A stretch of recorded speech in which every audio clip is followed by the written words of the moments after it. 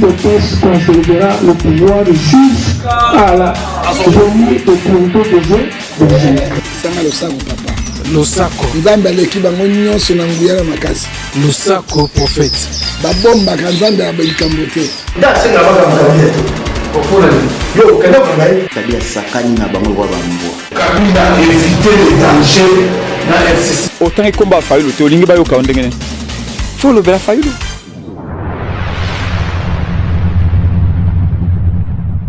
Bienvenue mesdames et messieurs, merci encore d'être les nôtres Servos of Congo, toujours dans le cadre ya Masolo. Bien sûr, tout le monde a Takaka Masolo est à politique, mais nous allons essayer un peu d'aborder des sujets où Tokolobela politique, Tokolobela aussi. Makambo est allé à religion ou la place, il y a pas religieux face à danger politique en Boko na biso to ces derniers temps aujourd'hui na Congo. Religieux, homme dédié, bango, représentant Yanzambe, balubaka, pasteur, le tokomekato solo là, moi, mouké, si j'ai n'habité mi, balé tokobeta lelo, tokobeta ma solo italia politique, lelo déjà, ils ont depuis consultation au chef de l'État, ça là, tokobekato le belon, moi, mouké, parce qu'il y a polémique autour de ça, tout le monde qui, même Joseph Kabila, Abaneko parlait déjà, na corps au fait Tshisekedi a signé certaines opinions déjà bazo pesa pe makanis na bango bazako loba ya bango les accords privés ne peuvent pas être au-dessus de la constitution mboka na biso surtout ceux qui ont bénéficié na la population bazoko rendre ba population bazo se retrouver na ba korwana eza masolo to komeka to solo la na invité oyo to yambeli bino mukolo ya lelo pasteur Jean-Baptiste oyo yepaza moko ya diaspora congolaise na précisément na Finlande kuna o to komeka to solo la raison pour laquelle nabi to ko évoquer makamba religieux azar religieux na Kinshasa wa na Congo République démocratique du Congo les religieux ont perdu leur crédibilité dans la société congolaise et voilà la raison pour laquelle tout le monde a aussi Mutoyo a réfléchi sur la situation politique en Mboka na biso ndengeni ni mboka za kokende depuis azalia wa amoni nini ya malonge salami na mboka na biso parce que na niveau de diaspora kuna il y a un combat bamsubabi combat zali nous devons libérer la République démocratique du Congo face yaba imposteur selon ma combattant mususu bamsubabi bazasu ba combattant te baza ba résistant bamsubabi baza ba libérateur. Donc cette fois-ci il faut libérer Congo et ça kama solo lelo tokomeka to solo na bino en tout cas sans plus tarder. Bonjour pasteur Jean-Baptiste. Bonjour Nekosman. Voilà alors vraiment tout en esengo ya koyamba lelo tomeka ko beta masolo d'abord il y a politique to beta aussi masolo ya bino basali na nzambe pour lelo na Congo wa basali na nzambe c'est comme si vous avez perdu la crédibilité même na ba fidèle na bino ba crédibilité na opinion nationale par rapport à ce qui s'est passé na surtout lors il y a désignation il y a président il y a senior qui remplacer Corneille Nangaa. Il y a certains aussi, pasteur, la révélation, lobby, écrat prophétique sous et bimisu namboko. En tout cas, sans plus tarder, dans notre premier volet, il y a les religieux face aux enjeux politiques de l'ère. Alors, n'habitez pas à nos bino basel nzambe. Le long Congo bamsu ba qualifiaka bassin na nzambe na Congo surtout yo utino diaspora na ebité bino comment ça se passe là-bas au niveau diaspora so pe phénomène ngo ezaka partout pour le comment wa avant batelo liboko les gars kuna na réception ça la remplir carnet pesa $10 pesa $50 après consultation et au kutena pasteur. Et faut pas ça droit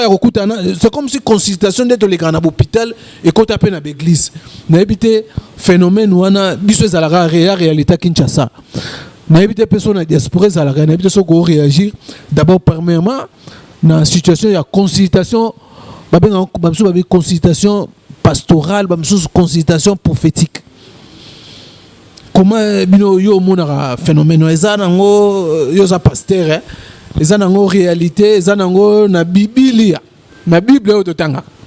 OK, ndeko Soumani avant to bande émission oyebi identité na ngai nalingi to tika émission na maboko ya mutu oyo alokotanga na potopoto oyo abenga ngai yango fona yeba ko tika na maboko mai pour yende ayeba contribution na émission oyo. OK, merci. Père de gloire, tokabi moment o na maboko mayo. Merci pambate et pano azare zalakate. Oyebaki na moment oyo na kokutana bandeko na ngai pona ko sala émission oyo. Yondo bateli biso, yondo tiki biso na bomo titoza na mokolelo. Soki toko pema ezana makasi na biso te, ezana ngoya na biso te. Ngolu na yo yango de sali biso pote toyeba ete kolo papa kokutana na mokolelo. Yango na tiki ete kolo papa na ngai déroulement émission o na maboko mayo. Molimo na yonde azala permana yende alobe okati na bomo na biso yende azala okati na biso pe sagesse oyo pe sana mombu no Salomo e salema na kati na bomo na biso po ete mission e bakoleka na ndenge moko malamu ba onyoso bakolanda nzambe ba yeba kozala édifier ba yeba kozala fortifier nzambe na zongi si moment nyos to kolekisa na maboko mayo na kombo na Yesu Masia mo konspondixo ya biso amen. Bon siko riko émission bandi. Voilà émission bandi alors na relancer encore question na ngai l'autre ngoto lobela na on va to beta na masolo tali ya politique to lobela na no phénomène ya ba homme de Dieu na ba église na ba fidèle na ba on ba msu ba bozoko rançonner les fidèles surtout biso ana mboka na biso babi crise eza makasi batu bazako lela passe leki mais on constate comme si bino basela nzambe bozo reconnaître en autre que non souffrance de ça mboka bozo continuer qu'on rançonner petit peuple ba fidèle baza ba pauvre mais bino bozo na ba jeep ba nini le comment on a pasteur et comment moyena quelque chose ba msous faut remplir d'abord fiche son ba carnet $10 comme on a pasteur $50 acha o maboko na ebite phénomène wana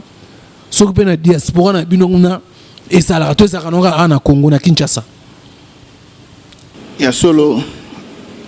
yambona banda émission na pesimo tsobambote pour na pe ko répondre na oyo olobi etali basali na nzambe yauna koloba boye ezali mawa mingi na oto komona pour na vivre ngunga moko pe na solo la pe na mosali na nzambe mususu à partir ya téléphone mais na ko fungola ngo sima mais na répondre na question oyo ayo omoni apôtre Paul alobi musalo so to salango pona libumu na biso to kozaba les plus malheureux pambate batu batala sur intérêt à Christ batu batala susu intérêt te que non ya mutu oyo abenga ngai po tena sala po peuple na yebitsama bakoma otande ba intérêt personnel ça reste à vérifier ce qui babengama ou babengama te po mutu ana somo ya nzambe adana somo ya kolo ayiko tambola lolenge wana te. Bon tokomi na tango suka bilembo nyonso ya mabe oyo kolo alobaki eza komonana na ndengo lobi wana oui ba sali na nzambe pour le moment ba komisa musala na nzambe e koma baligablo na bango e koma baligablo na bango ke place wana ezali pona ye na libota na ye c'est tout. Mais azota la teke non bampate ezali ensemble pete kolo akotuna biso pona bampate au salé bango nini yango moni même Pierre avant Jésus Christ aseko ayebisa ki est-ce que olinginga abina lingio est-ce que olinginga so 3 fois alobi paix mes brebis donc il faut bapate na ngai obokola bango malamu bapate na ngai o encadrer bango malamu mais oya lelo baza ko encadrer bango te bazande ko manipuler bango bazande ko utiliser bango bazande ko maltraiter bango pour na ba intérêt na bango personnel ezali biblique te pasteur amoni makamba sala kaza biblique atangilanga verset apesanga verset est-ce que bino kuna na diaspora aussi ça les carapé bongo to ça ka phénomène mo ezaka na Congo na biso monango awa na Congo mais na potope ezali na ba oyo baza ba aveugle bandimi ba ko manipuler bango lolenge wana Ousmane na koyebisa yo eloko komisaka batu bakoma ndenge wana soki akomi na ka moko malade akomi na situation moko ezali penza difficile azomona siko pasteur akomi lokola nzambe azomo lokola pasteur yenda kosala nyonso mpo na ye or ke biso nyonso tozali bana nzambe pasteur azande korepresente azande moto nzambe apesa ye mwa likabo mpona koyeba kotelela nzambe mais epesami na moto nyonso oyo akoyamba Kristo lokola mokonzi mpe mobikisi soko totanga liloba na nzambe okomprendre langage ya Kristo tant Christ azoloba mukanda na nani na Marc a dit je vous ai donné le pouvoir de marcher sur les scorpions et sur les serpents, rien ne peut vous ennuyer. Alors il sous voici les miracles qui accompagneront à tous ceux qui ont crié. Vous imposez les mains aux malades et les malades seront guéris. Boko bengana ba démon, bako sala binobo nyonso lobaki. Alobaki te que non. Voici les miracles qui accompagneront à tous les pasteurs, à tous les prophètes, à tout. Donc, seulement la bawate, na nyonso akondimela Yesu Masia, lokola mokonzi pe mobikisi. Pamba te foi na biso ezali na Jésus-Christ. Donc, ce qu'on dimele Yesu, ezala yo. Ozana posa te que nos pasteurs atia mona non loboko. Voilà, alors là, na kanga eloko wana lo biona mais tout le monde a wana ba campagne na ba séminaire, passer un muso a terrible.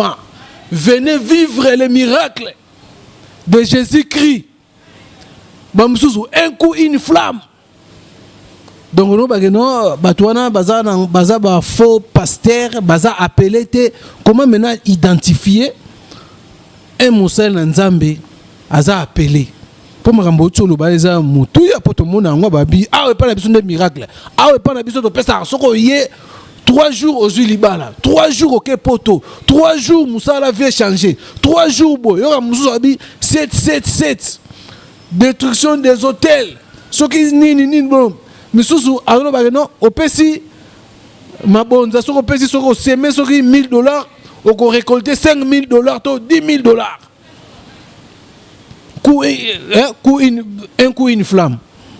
Et pas ne ratakate, on va passer et ratakate. Combat passer et ratakate. Na évité au balobaka no pesi ceux qui 1,000 € aujourd'hui $5,000 au pesi 2,000 aujourd'hui $10,000 na évité au bakoloba ngwa ngana ko pesa exemple $1,000 musala ni ngana salaka commerce ni ngana salaka pour tenir ba ko récolter ba montano passer en lobby na ko zilanga na moyeni parce que na bible lobby si biso ke no muto akolia na muto kinaye et puis na musala na ngani na ko gagner revenu na ngai et puis so na saka moi petit commerce na ngai na mukia ndi na ko gagner boso na kamati na seme $1,000 nazana ba biloko nini onga na koki kosala po epesanga 10,000 ou 5,000 de ba patient balobi nyonso wana ezali peuple ndenge mukanda na Osée chapitre 4 sobi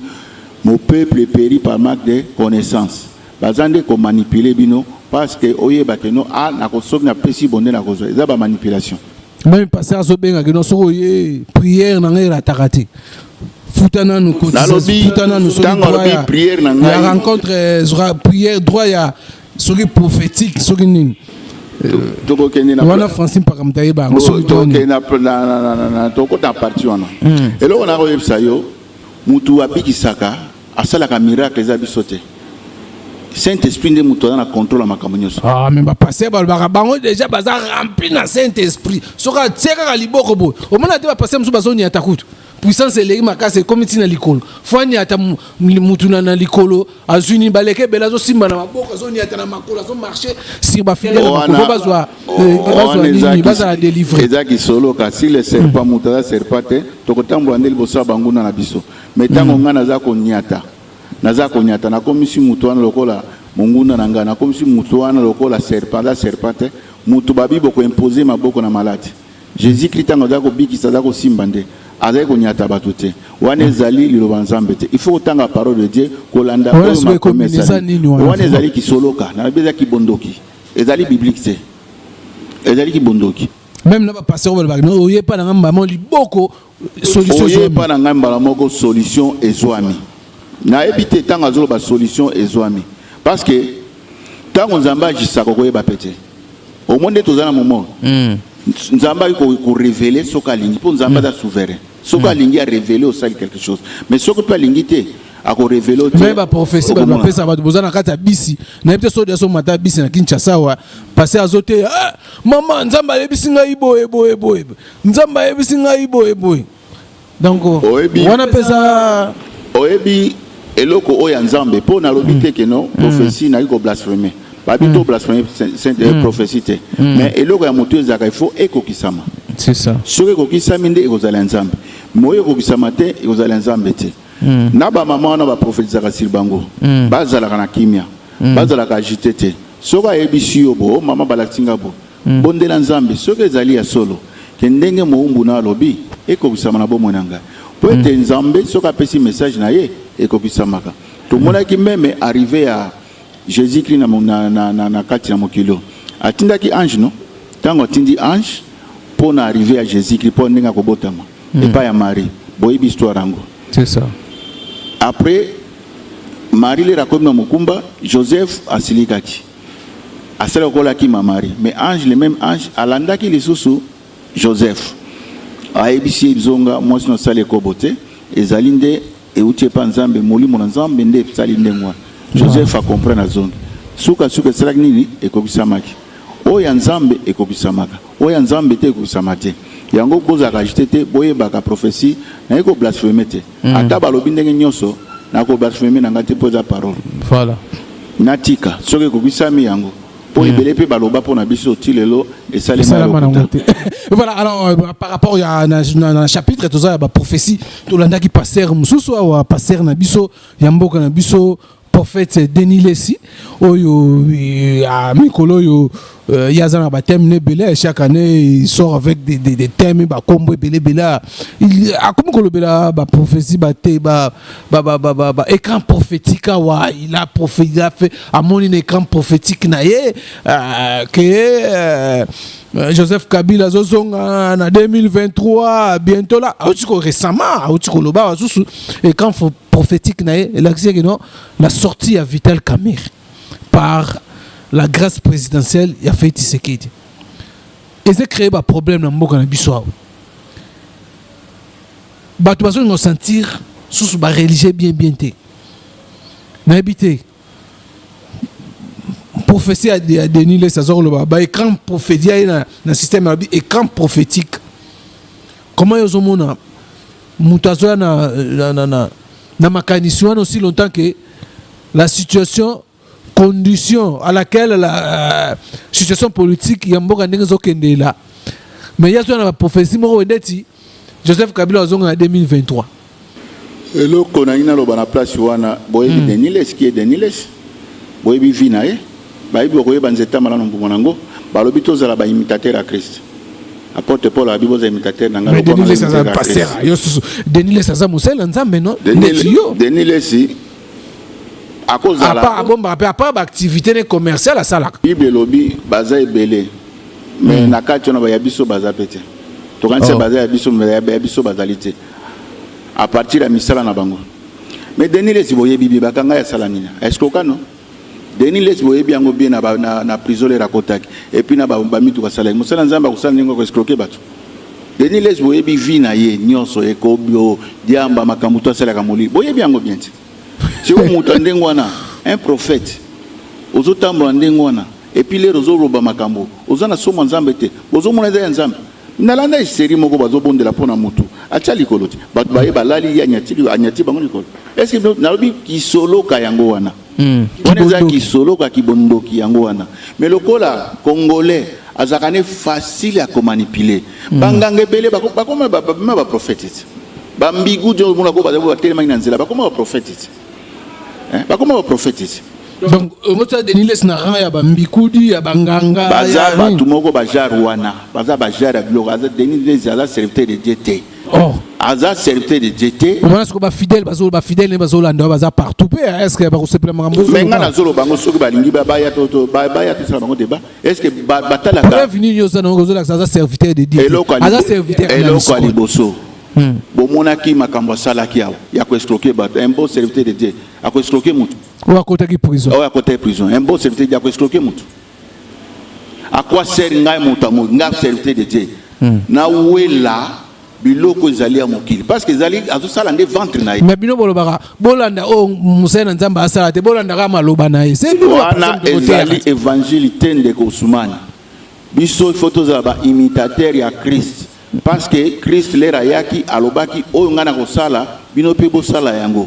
Yango omoni Jésus Christ tango ndenge ba disciple musala Jésus Christ asalaki. Yango moni atindaki ba disciple mission. Wana atala siko si vraiment bazui penza cours nenga pesaki wana ezali lokwa boke nesiko na stage boke na mwa pratique moko boy pona yeba si bo comprendre matière na ngai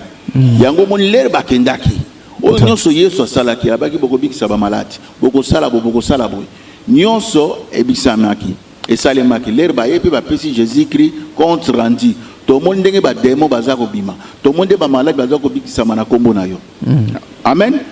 Et puis Jésus Christ alobaki na pesi bino ya bozu ya ofele et puis bosa la paix ya ofele yango na kini salama na Congo ezala susu makambanzambi même partout dans monde eza su makambo ofele zali yango na zonga na motuna na wana ezali évangilité na iko beta tolo te ngai soki naza ko sala musala nzambe ube soki na bondeli po naza na ba témoignage beme na linga kate ube ke mun yo ya ka témoigner nzamba sala po na yo ngai soki na sali na ibi muto ofuta ngankolo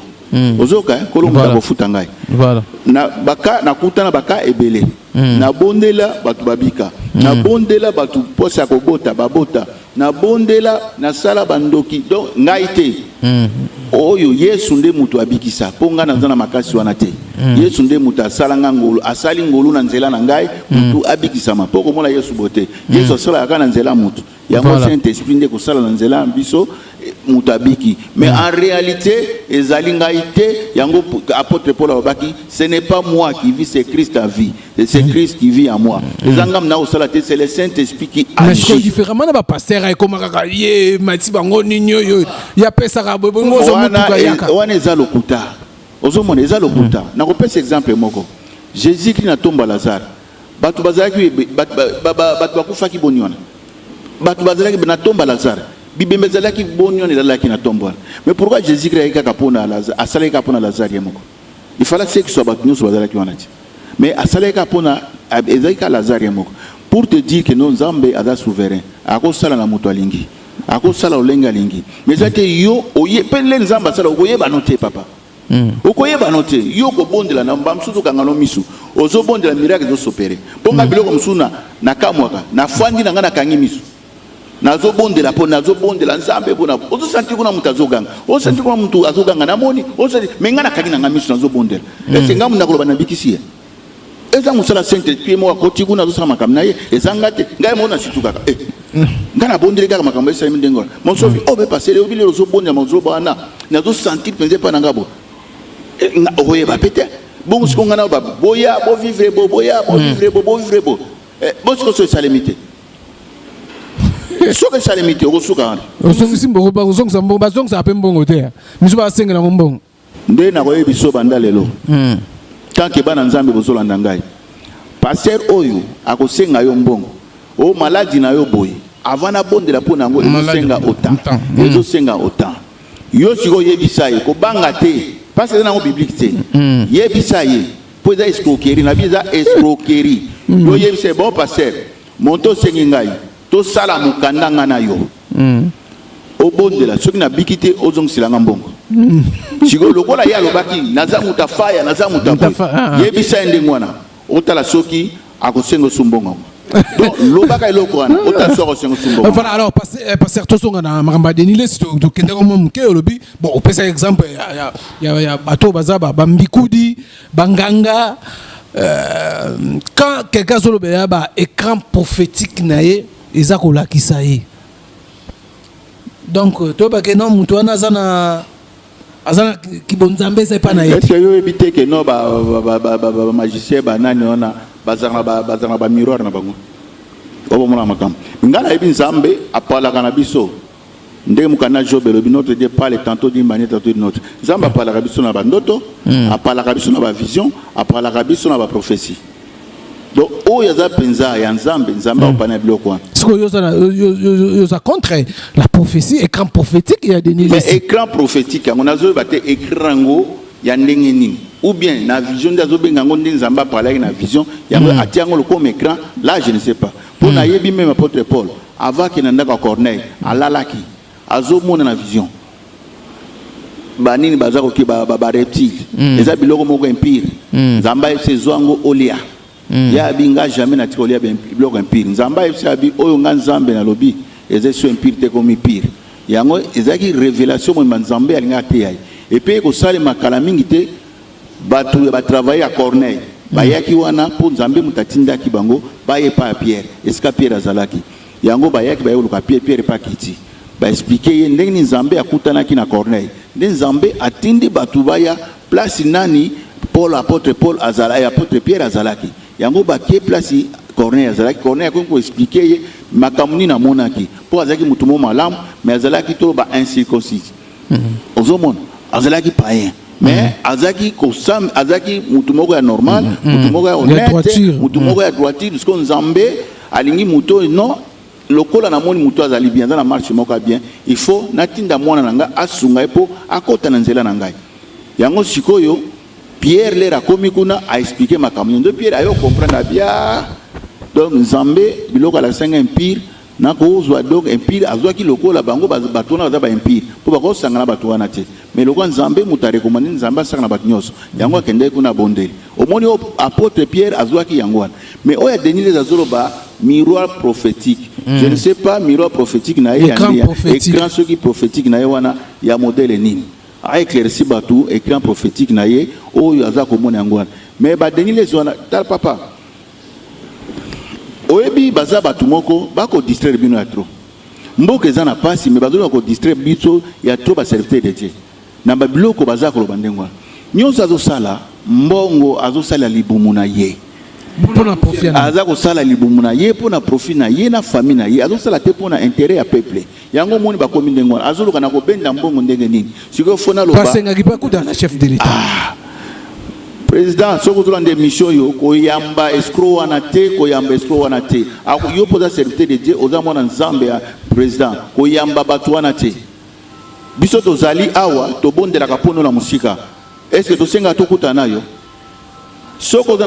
oza na poso sauver mboka bondela pe pona mokonzi na mboka bondela pe musika pona mboka changer nzamba ko yoka yo yango nzamba ebsaki Abraham va détruire l'autre alobi ata soki 2 ou 3 juste ba bondeli ngana ko sunga na ko détruire mboka na te okukuta na chef de l'état pona musala nini soko oza na poso mboka sauver yo Denis les bondela nde na musika pona nzambe asunga mboka changer ozokuta na boza ba flatter ba miyibi botika ko escroquer ozali temps ya vérité bolonga na ki escroquerie na bino wana botika bonyokoli peuple na bandimi na yo église wana balongwa kuna eloko ezali kuna te bino boko futa pa ya nzambe boka ne sateke no boza ko sala oyo bonyokoli peuple moyen te bosali peuple mabe na bandimi yango pe bayaka kuna bamona ka blonde botambola ka te bamona ka comportement ya note mais nzambe siko azana contrôle ezali temps ya suka ezali temps ndenge bon voix makite na série ba kabila bokosa ko sa pesa nombo ezali te afati boko suka abako yamba bino te pe boko zombongo te ma yeba tubeleka selo alobe ba vérité mususu asenga ki pardon pe na makamba sala pardon ya mbebo po aye ba koko venger ne sous plus que fois aye ba ko lier ne sumbala mususu albiasi voilà pasteur alors tozo komana suka vraiment nous avons pris beaucoup de temps avec ça mais tout le blanc mom ke masoleta ya politique mboka na biso nde makambo za ko leka na ebite les religieux bino ba sena nzambe crédibilité za souter na population congolaise tout lundi histoire oyebi histoire ezaki ba vote senima ya ko choisir d'abord président Seni comment ba biloko lekaki boso de salamanki lelo même ba religieux musu ba senga ki pardon ba meke bazonga moi sima ba bongsa makambo bien que bakenda ki vite en besoin mais ils ont sentiment qu'ils ont échoué mais crédibilité za sous-souté mais bité so rolo banini par rapport ya makambo ya politique namoni ba homme de Dieu bo mi continue na politique tu so comprendre te so rezandenge nini moi et moi mon Québec m'a pèse bien beau gérer mais créer problème et kaboli batou ba vérité comme hôtel kuna batou ya hôtel kuna bo ba catholique kuna langage na bango hôtel côté ya ba protestant comment on appelle ça ba sonika futi banani donc et indi ya ko sakanate to yeba tena na zolo ba solo na zolo ba lukuta crédibilité la Bunesili commentaire ni yoko sala par rapport yoko makambwana et puis par rapport à la situation de surtout chef de l'état zo banda consultation na y a classe politique. Bon, pour la makambo de lobby à Seniwana, pour la serviteur de Dieu, il y a un arrêt bisayo, bango, bazan amour ya mboka te. Parce que elo ba yiko yo kana entre bango na bango ezate. Elo ba yiko sa désordre wana entre bango na bango ezate. Yango ba ko tala intérêt na bango personnel. Ousmane to mon population da ko souffrir. Tozo mona musala ezalité. Tozo mona makambo ebele na mboko ezalité. Tango ba tie biso, ezalo ko ba biso en considération. Basi biso en considération pour ba serviteur de Dieu toko sala makambo na ba énorme moko ya malamu toko wela po na nini toko soa na po na nini toko sanga d'abord biso na biso ba serviteur de Dieu to prier ozobon to prier to sengi na nzambe mutu nini batuni ko tia na sika wana po na basunga ekolo parce que ba bito monde la po na mbo bino pe beaucoup na ba tendance politique siko mabe ngona tendance politique au bango bagolo bana ko bondela ko na mboka to ikoloba sur ma pesa ko na mboka to ikoloba parce que bandimiona baza basala baza congolais bandi mi bozolo wana osa alison bani na église wana ozoko proba kana na église to mona vina bango ndezaliti to ikondima teke no mundima zoya asufrika diango siko ikotenga biso to loba soki mabezali pona bien ya peuple to koloba nde pona bien ya peuple yangwana eloko na lobi soki bazalaki batu oyo bazana posa ke mboka ezala malamu ke no biso loko bazwi biso en valeur to lakisa pe identité na biso to ali bana ya nzambe to zali ba serviteur de Dieu to koela te to ko bunda te to ko sona te to ko sala ba dispute na te po bana nzambe ba discuter te mais lelo siko situation siko lelo crédibilité ça se soutient crédibilité ezali babi politique ne mutu et créer les binos qui n'ont beaucoup de divergence et côté politique et créer côté politique on a encore et ça rien à voir que la politique n'est même soboy pour to sali baza ko sali la nzambete ba ko sali ndema bomuna bango voilà ngale lo ba ko tia place wana na ko ta l'intérêt à peuple na ko ta l'intérêt ya bomuna ngaite qui ben intérêt à camp politique moko ngana yango nazoba bazotala intérêt ka politique pour l'intérêt na bango bazotala intérêt mboka te do ba serviteur de Dieu ozomo ba serviteur de Dieu tango ozomo ba serviteur de baza ko bunda likambo tali biloko ya mboka etali intérêt à population bazokabona bango na bango bolanda bango malansi ba serviteur de Dieu balobi nyonso koleka ekoleka tokotika biloko ya mokili nyonso koleka ekoleka mais ce que soki biloko no yibite babi chercher premièrement les royaumes des cieux talisa batuna au Christ mais bino botiki oyo musala bo ngai bo sala pona ko talisa peuple mais bokoti na makambo oyo bapesi bino moi avantage moko boy moi opportunité moko boy ule bino bo talisa ke no tozaba modèle to kota na nenga sincérité to soki batio Ousmane na yebi ke no aza moninga na ngai vérité zokati na ye transparence et kati ne musala ko marcher bien mais tant bo monde ba division ba dispute ba polémique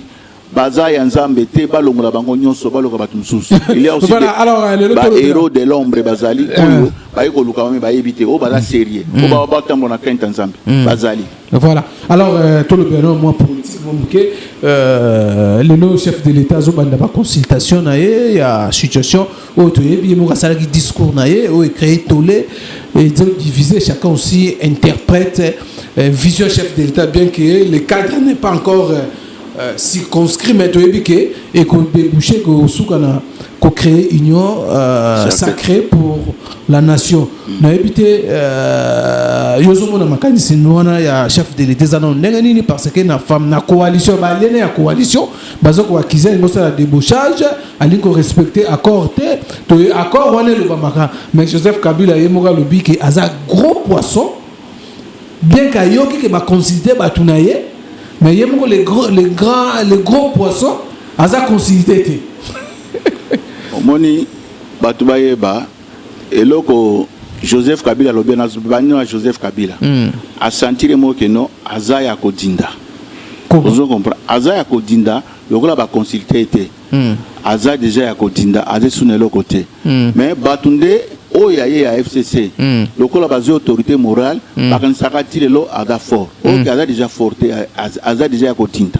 oza komona yango aza milelo aza kolela mais comment un gros poisson comment bato bapesanga valeur baconsulter nga te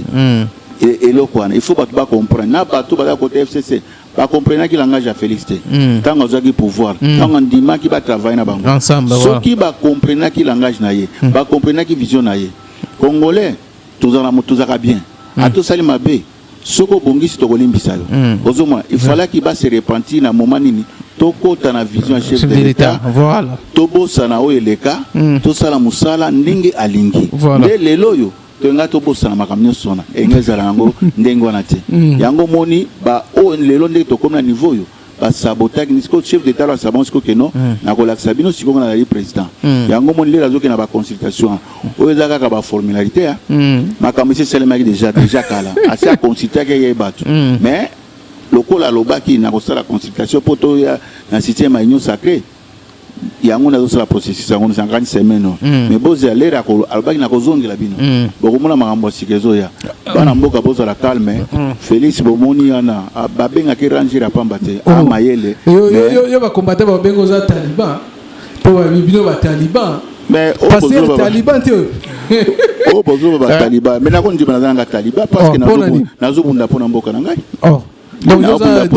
on soutenir chef de l'État mais chef azana ida malam tolobaki biso nyonso ezala ba ozo ba combattant na bazo ba résistant ba libérateur ba libérateur baza ba escroc baza ba mo escroc ba libérateur api yo za il faut libérer Congo ça prise par wana nani na combattant ni na tanga kombo ne oyi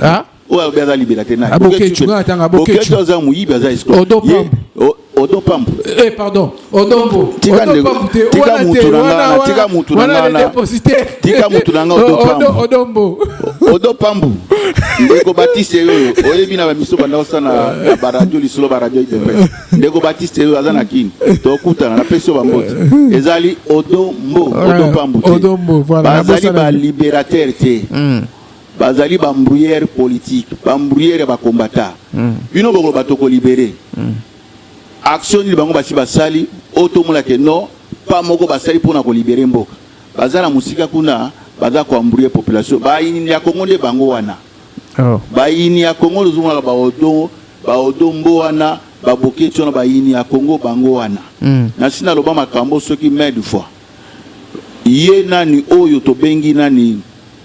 odombo na bino wana mutangwanda bango na bangwanda nyoso balobaki koboma Kabila ko libérer mboka za seconde to yebi place na nyalalaka to yebi place Kabila lalaka to yebi baebi makambo nyos mais tirelo na asali 19 ans na pouvoir batikala ko toka teke o baboma Kabila o basala ebe azaba mbrouillère bazali batumoko balia kambongo na mayele parce que mwanda abimisaka nde plan o kuna ko sala mabo ndazo so bongama malamu batu bazali na moi réunion mo bangi basala boy eza ba jeune bango ba otombo ba résister wapi résistant ya eloko nini mboka yango yoka soki mais kuna c'est comme si la diaspora congolaise ba yoka bango nde bingi makambalo ba yoka kwa na bango ba yoka ka bango mingi surtout ngwanda ba yebi ngwanda za na maîtrise ya Congo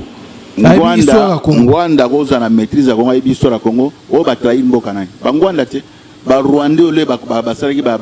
accord na bango ba Rwanda ba kota ngwanda te ngwanda ima comme nous soit wana ber bazoli ngola tsaka président Félix Tshisekedi makambo nyonso wana ezangwanda bayi makambo nyonso baronde bakota le mboko biso tanga baronde bandakala to fana bakisanga tona ba professeur musu baronde wana Félix na été sur la mettre ba 15 ans ba 20 ans même 10 ans na habité to tanga na ba Rwanda bandakala bangwanda bazana pouvoir bango bayebi bakota baronde ba Rwanda bakota na mboko bandakala ozoka bandakala ezateke loko ba Félix aye ba tuchi banyamulenge donc ngwanda ne baza na base azaba parmi ba signataires ou ba yebi pour comment bakotisa bango parmi ba bakotisa bango yango botika kolanda ngwanda wana aza aventurier botika kolanda ngwanda nazo kosa bino nyonso na sala kana ebité pour nazana ba preuve soki pe ba pesa ke ba mbongo par-ci par là na ba Rwandais yaza muta Museveni soko be bango te alors azamuta Museveni ngwanda bozoyi bango te azawana ayebi makambo nyonso salaka ayebi aliaka avivaka na sima batu wana yango moni musala kaka biloba loba pona ko dérouter peuple congolais yango wana mais baboke tu na bino na bolanda ka bango te baza ba libérateur te ya ko tiko libérer ye boke tu na mundu ya simba ngwani oko libérer Congo na nini Félix yo mutu mwana maela zo libérer Congo na papier na bik na mutu yo ya yo ofinga kaka o mutu wana lokola nini libu mwana lokola soki libu mwana lokola o ninga finga ka Martin Fayulu libu mwana lokola soki nini soki koba soki nini vewe soki nini musale ko finga libéra mutu ko libérer mboka yo na mafinga wana yaka soka finga lokola boketa finga ya natiki na nga bona boy azali aventurier eloko moka sala ka malongo zate alia kande na sima batwa et puis bino na kotebisa bino ba journaliste abenga kabino lisusu te na téléphone auto sala même émission par téléphone wana ka droit to pimela ngo batuté mais azako ko ça na biso journaliste droit de réponse eza vraiment ba accorda ngo pa mutu nyonso parce que makabanda banda ko la déontologie donc faut respecter la déontologie bon eloko ni na bien ya lobaka ke boké de lobby kamba bien bondimi yango eloko ni na bien lobaka à part ko finga ya ko libérer Congo na eloko ni aya wana kati et puis soka ya muto kangia usalate et puis batia ke kate pe soka kosaka ke o azali libérateur o azali combattant azali résistant akosaka bato OK tu le soko je avec kitia na yo na eso groupe no wana tata mususu wana soki nani wana o mususu wana soki mwasi abengana o banini wana otika ka biloba loba soki boya ko muto kanga bino azali te pe ba occuper noté po Félix ako babotika bango batia makele na bango wana mais commandant so ba ya ko tsama makolo ate ya zanani commandant so zanani po ba Félix okangae Félix akangene eloko ni ya sala kana nini apport nezani na mboka Congo yo oke o Félix akangae eloko ni ya malonga sala bango omoni bamba zo kwa te na liberté d'expression ezali bazo kanga batute pona ba opinion mutu na ko samine loko moko tozala bino lelo une fois lelo bomoni changement ko tina mboka une fois lelo bomoni ke no même kabila lelo azate ba ko changer langage ba ko bomoni biso ba to sala ki tout pour Félix a longola kabila asala bo poko akata liba poko lo bato bandai ko loba yango Félix ayoki biso baza ba menteur bato mona ka bango baza ba menteur ba to kolanda bango te ko distrait peuple ozapaka mission na bango bolanda ka te ba ko distrait bino baza ba eloko moko. Voilà, en tout cas nous chitons déjà à la fin de l'émission. Alors pasteur na évité ba consultation bandit Olandi na opposition Martin Fayulu même ces militants bah vraiment bah non ils vont pas prendre part à la consultation parce que fait ce qui fait partir na bato bazana ba créer crise na mboka na biso bato bazana problème na kati mboka na biso ba rejoindre initiative ya fait ce qui dit ya ko consulter bato et ko ça mais pas na été fallait maintenant chercher un mouton naître à ça la consultation là il pouvait quand même ba ko ya basa la consultation basa contre vraiment démarche à faire checker surtout bamsou balobi que non allons créer parti unique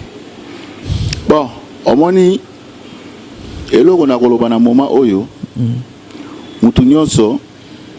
alingi baye bakenga na zangai ngam na zana idea malamu na idea malamu kenga so na zala na place na kosala bo mais toni ko tika temps autant te toni ko tala na onte mutu asala idée na eti na suka poto yeba voilà eloko nyonso saka malamu soki mutu aza na idée botika nanu asala idée neti na suka après ande boko critiquer mais idée apesi akomi na suka te bozo critiquer toko sorti na crise en ndenge bolo bakoma changement na mboka ekota koma mais botika mutu asala na idée na ye o nyonso ba Martin Fayulu bazoba na bato na bangwana peut-être na koloba bazana eloko moko te ou bien bazali considérer te yango no moni ba kotiaka bambrema pour rien ba kotia bambrema pour rien mais na kondima na zanango musala Félix Tshisekedi azosala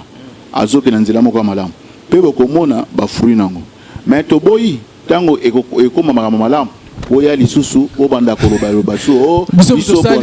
pression na biso contribuer ba koloba ndenga na pression na biso ozomona ba koma koloba na pression na biso to sala ki yango changement ko bango na bepengela ngo baniko na bilo ba koloba yango mais bozaya ko dinda. Voilà mesdames et messieurs, en tout cas tout ici passé il fait to banana na présentation au ti fait nous ça fait combien de temps na Kinshasa wa ko luka nini ko luka poto monio ndike pasteur ba benga bino ba pasteur ba ko classer bino na diaspora On a passé Jean-Baptiste. Ah, on a passé Taliban. Et Luka Moussala. Bon, Ousmane, Moussala n'a pas un Félande. On a un Félande, mais il y a un peu de trop. C'est ça. On veut que tu aies un OCP. On a tout le moment Mali, il y a un OCP. C'est ça. Nazana moi ici quand on moko bayebi na salle de mission na yeko sama kamnangai ona za ko sala c'est ça na risel nangai na sina salle donc elo na ela ki pe yangwana voilà na collège sabapate bilei mais loko nazali mwana mboka to bundaka na musika voilà to sala pe ba marche na fela to sala ba marche voilà to mona ba image ba fela voilà to sala ba marche nyoso bunda pona mboka suwe na ngezali tango na ye ebisika mabe ezali fona loba pour Bible zo sabiso to karesaka malamu te il faut condamner il faut to condamner c'est ça ya mukanda na faisait lo bindengo to prendre kate baba chose ezali ya mabe to zorango malamu donc makama mabe il faut condamner ceux qui na moni loka malamu ezali na encourager ceux na moni ya mabe ezali na lobeli ya mabe na condamner c'est tout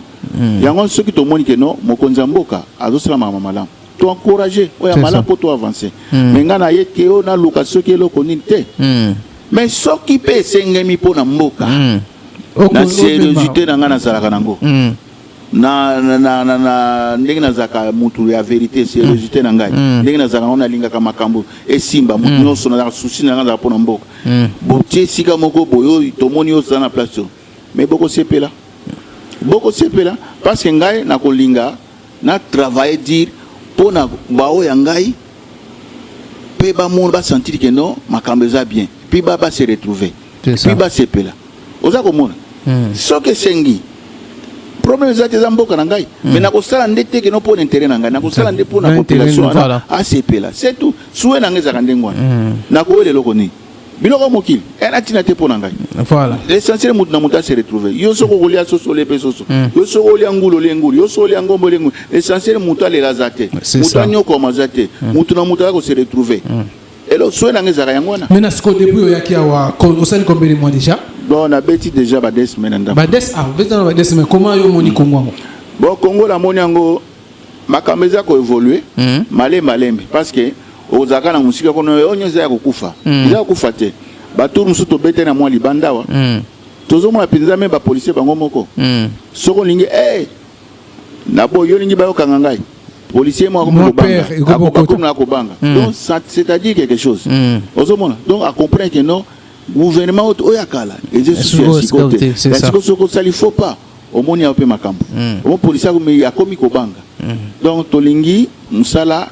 eko bakaka ndengwana plus tard Congo yo makambo ko changer est-ce que ba Congolais bazana la diaspora ba dutara toujours ko ya ko kitana Kinshasa est-ce que on repère vraiment assurance vraiment que ils peuvent venir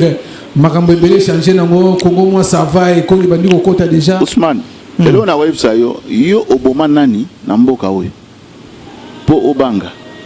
ye moko mokonza mboka alobaki na biso ba diaspora oyo na lingi bozonga to travail na mboka mais soko moni na koki pona kozonga oyo kozonga na mais oyo azako na soni kozonga azongi na ko travailler ou bien ayeko sala makambo na yeko investir c'est ça ko taka na kati ya politique c'est ça mais sona zana moi bilanga na sala na ina sala bilanga na ngai sona na moi pharmacie na sala na sala pharmacie na ngai sona moi dispensaire na sala na sala dispensaire na ngai donc et là on y se cause à la porte pour na congolais profit en mboka yaka sala na yo c'est ça yaka sala na yo tracasseries sous-souté tracasseries na ngote na kitana aéroport apena ndenge na zota aéroport échanger ça la ndenge ça et ça na ngote donc na musika nde ba intimidaka toujours ba o ba intimidaka batu azene lo côté ya kosala na mboka Congo nde ba kutikala kaka na bulu wana bakufa kumputu azane lo côté ya kosala a ebi déjà asi a échoué na vie échec c'est salarié a évité o yazalaki nango nyonso sa lia dunda économie nyonso sila yanga zo bana okene kuna na nini soka tekaki mapangu na bango wa mbonga kosombela famille lopango ezate yango na nyonso azo banga ba menace na famille nde ba koma ko changer ba langage na bango soko zana likomno sala yako sana za l'aise Voilà, mesdames et messieurs, ça n'est fini. Hein. Vraiment, l'État nous fait défaut. Sinon, on allait déborder, on allait vraiment décortiquer d'autres sujets. Mais nous allons encore revenir pendant que le pasteur Jean-Baptiste Zaliawa, je sais que beaucoup vont réagir. Oh, va réagir. Par rapport au Yamaloba pasteur Baptiste Jean-Baptiste. En tout cas, Tokozong a posé la question Bozarona pour ça. Borotuna. Tokozonga, Tokoya posé la question. Pendant Kazano na Kinshasa. En tout cas, moi je vous dis merci Nabil Nelson, merci aussi na pasteur Jean-Baptiste. Alors, je crois que Tokutani Mbale Asima. Dernier mois, Zali, pour na lelo. La CP l'émission lelo. Na ndenge to banda ki yango na nkolo pe to suki na nkolo. Voilà. Ma communion c'est l'équipe malamu. Vraiment Nzambe pambola bino. Prochainement soki mitune zali bozanga te na zali toujours prêt. Pour na koyeba ko répondre. OK, merci. Merci na Nelson, merci na Francis Paka na caméra, na montage kuna. Tokutani Mbale Asima na numéro, portez-vous bien. Bye bye.